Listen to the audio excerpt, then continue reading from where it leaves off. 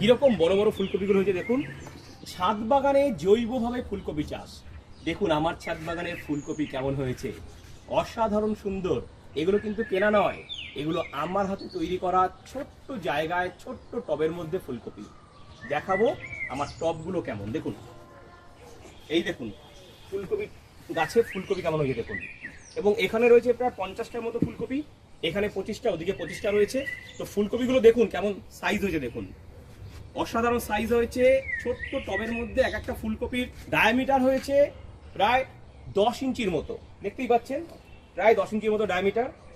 তো এইরকম ফুলকপি আপনি একেবারে ঘরোয়া পদ্ধতিতে চাষ করতে পারেন আপনার ছাদ বাগান তথা আপনার উঠোনে, ছোট্ট টবের মধ্যে ছোট্ট পরিসরে। কিভাবে এই ফুলকপি চাষ করবেন, কোন কোন সার প্রয়োগ করবেন, কিভাবে মাটি তৈরি করবেন, তার সম্পূর্ণ ভিডিও নিয়ে আসছি খুব শিগগিরই। তাই সঙ্গে থাকুন, সাবস্ক্রাইব করুন স্বাদের ছাদ বাগানকে।